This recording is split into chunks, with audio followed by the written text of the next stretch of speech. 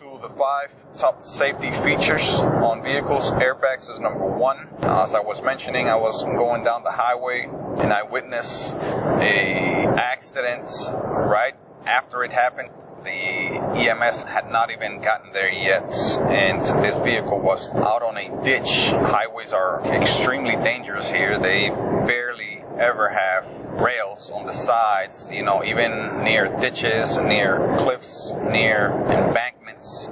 The highway design here is also conducive to deadly accidents, and they have prioritized human safety very, very low on the totem pole. And as a consequence, we have often cars hitting ditches, going down cliffs, going down embankments, flipping over, turning over. And luckily, now we have airbags that save a lot of lives when cars turn over, especially airbags that are side door airbags. We have side impact airbags now in many, many vehicles. And of course, the front steering wheel airbags are also lifesavers a lot of times, especially for these bastards that don't wear their seatbelts. Those may be a second chance for them sometimes.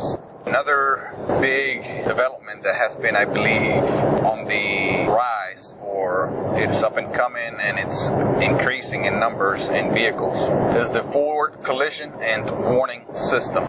Forward collision warning and braking. Many cars, such as the one I'm driving right now, a Toyota Prius, have this feature where it will warn you when the car detects that there's an object about to be hit, another vehicle or something else, a static object in front of you.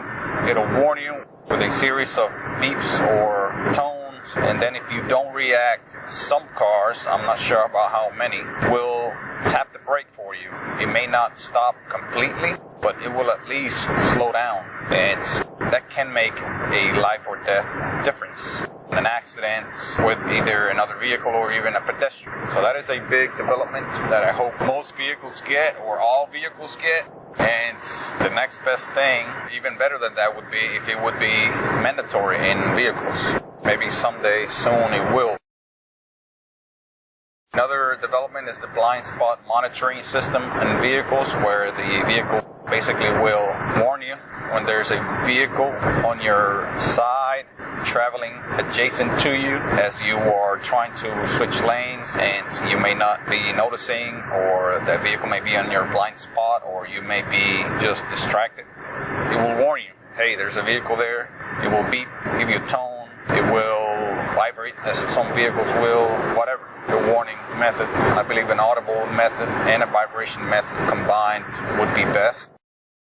Also, the lane keep assist, they call it. It's a system that basically, through cameras, I believe, they use cameras, or one camera, and software, detect the lanes, the painted lines on the road that basically make up the lanes, and the vehicle does detect that. And if you do not put your turning signal, or you don't intend to switch lanes, and you veer off of your lane, the vehicle will warn you, and whether it's audible or through vibration on the steering wheel. I believe when I test drove the Nissan Ariya, the new electric SUV from Nissan, it did have a warning, which was a vibration, I believe it was, on the steering wheel. I'm not sure if that is an option you can change to an audible tone, or maybe have both. That would be best. But I believe that is a good safety feature there for vehicles. Another one, number 5, is the inattentive driver monitoring system. I believe this is quite rare in vehicles. I know of only maybe a couple of models, vehicle makers, that have these systems out. Tesla, I believe, is one of them, where it monitors your face and your eyes specifically, and if you're paying attention on the road, or if you are looking down too much or falling asleep, closing your eyes, etc., the system will know and will somehow notify you. I'm not sure what method they use to notify you that you are probably not paying attention, to wake the hell up. I know Volvo is set to have such system too. Maybe some of the other luxury brands have it too, such as Mercedes. I am not sure about BMW, but I would recommend you look that up. Maybe it's something that you really look for on your next new vehicle or used vehicle. And talking about purchasing vehicles, I have also found a list. This is per Consumer Reports. It is a publication here that perhaps has some reputation of reviewing vehicles for safety and testing them and putting out a list. Do research on their reliability and reputation.